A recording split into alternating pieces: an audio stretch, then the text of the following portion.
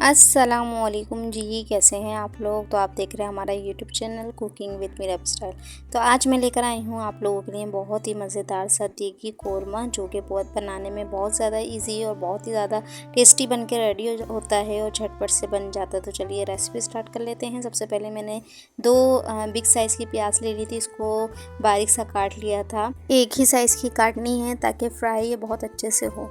बहुत अच्छे से बारीक से आपने कट कर लेना है। देखिए कितना बारीक मैंने काटा है। और ब्राउन होने के बाद इसका वेट जो है 50 ग्राम रहना चाहिए। इतनी आपने प्याज लेनी है, दो बिग साइज़ की। इसको हम साइड में रखेंगे। अब बना लेते हैं हम मसाला, जिसके लिए हमने ले लिया है खाली बाउल। उसके अंदर हम ऐड कर देंगे 1.5 कप के बराबर दही। फ्रेश दही लीजिएगा, मीठा खट्टा नहीं होना चाहिए दही। और कप में मेजर करें तो 1.5 कप बनेगा, वरना ये 375 ग्राम दही हमारा होगा। और ये हमने डाल दिया है बाउल में। इसके साथ ही हम डाल देंगे 5 से 6 अदद हरी इलायची और 5 से 6 अदद ही ले लिए हमने लौंग। और साथ ही हम डाल देंगे 1 खाने का चमचा लाल मिर्च का पाउडर। हल्दी पाउडर ले लेंगे आधा खाने का चमचा। साथ ही डाल देंगे नमक, ये भी आधा खाने का चम्मच ले लेंगे हम। धनिया पाउडर ले लेंगे 1 खाने का चम्मच। और लहसुन अदरक का पेस्ट ले लेंगे 1.5 खाने का चम्मच, एक और आधा ले लेंगे। और इसे डालने के बाद हम सारी चीज़ों को मिक्स कर देंगे। ये हमारे मसाले बनकर रेडी हो जाएंगे। आप चाहें तो इसे आधा घंटा पहले भी इस तरीके से मिक्स करके रख सकते हैं, जिससे बहुत ही मज़ेदार सा आपका कोरमा बनकर रेडी होगा। तो इस तरीके से आप स्मूथ कर लीजिए बिल्कुल कि दही की गुठलियाँ ख़त्म हो जाएँ। अब हम इसे रख लेंगे साइड में। ये हमारा जो है दही और मसाला बन के रेडी हो गया है, जिससे टेस्ट बड़े मज़ेदार सा आएगा हमारे कोरमे में। तो ये हम रख लेंगे साइड में।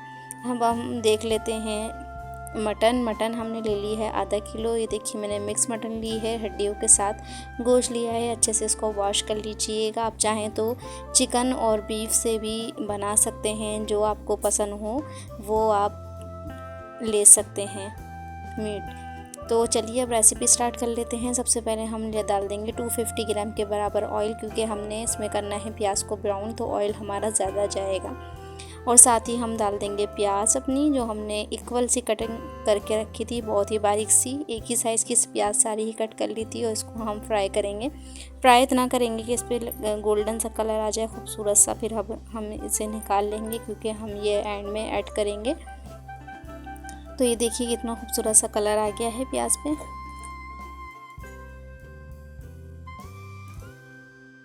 जब इस तरीके का कलर आ जाए तब आपने इसे निकाल लेना है प्याज को।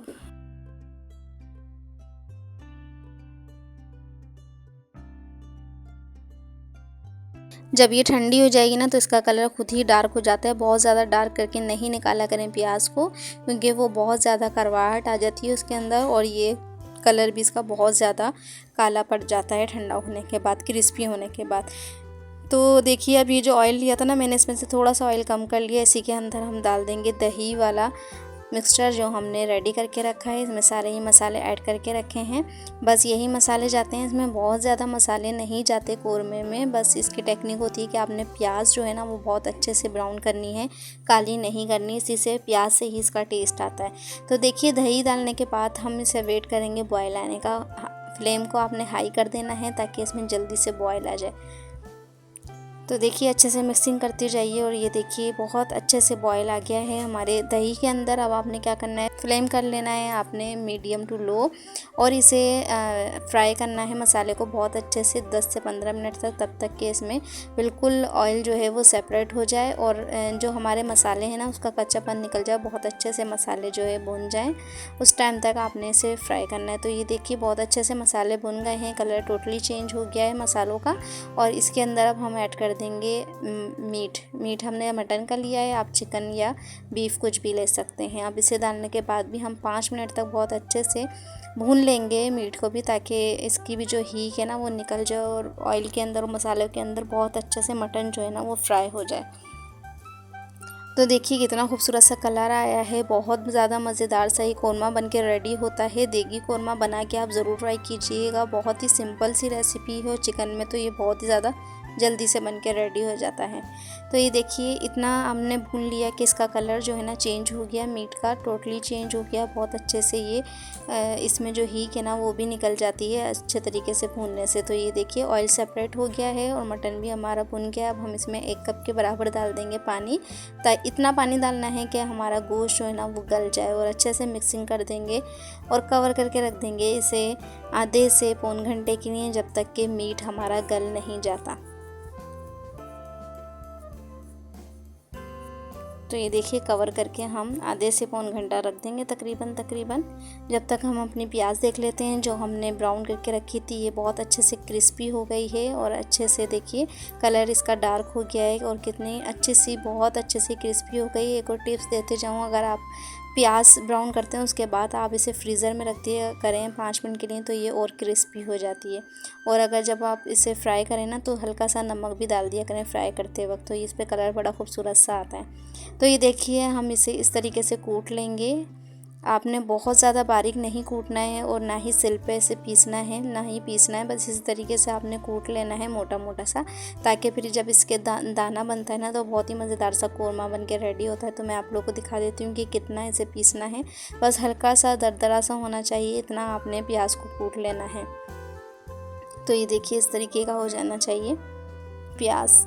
तो सारी ही प्याज हम इसी तरीके से पीस लेंगे और इसे रख देंगे हम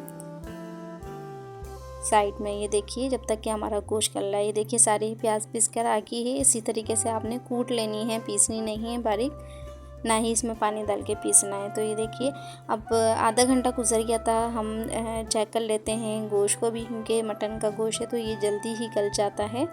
और देखिए कितना खूबसूरत सा कलर आया है। तकरीबन हमारा मटन जो है वो गल के रेडी हो गया है। अब हमें इसे दिखा भी देती हूँ, चेक भी कर लेते हैं कि मटन हमारा गला है या नहीं।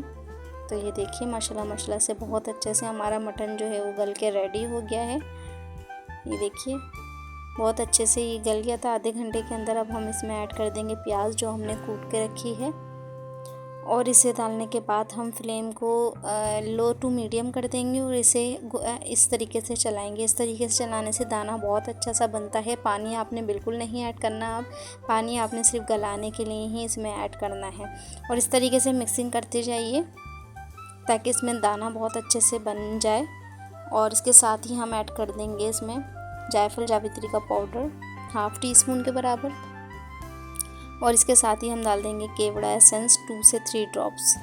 और ये डालने के बाद भी हम 2 से 3 मिनट तक मिक्स करेंगे और हमारा माशाल्लाह से देखिए कोरमा हो गया है रेडी, बहुत ही झटपट से और बहुत ही ज़्यादा मज़ेदार सा।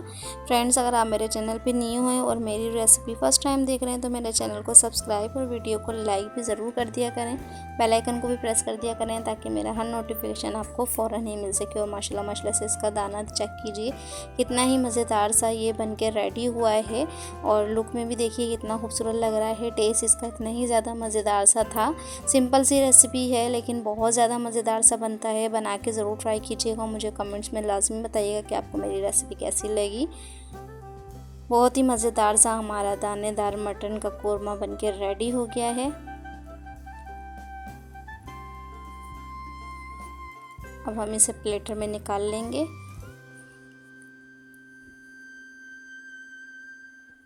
और माशाल्लाह से बहुत ही खूबसूरत सा लुक आया है। इसका टेस्ट भी बहुत ज़्यादा मज़ेदार सा था। ट्राई ज़रूर कीजिएगा recipe. Thank you for watching my video. Okay जी, अल्लाह हाफिज़।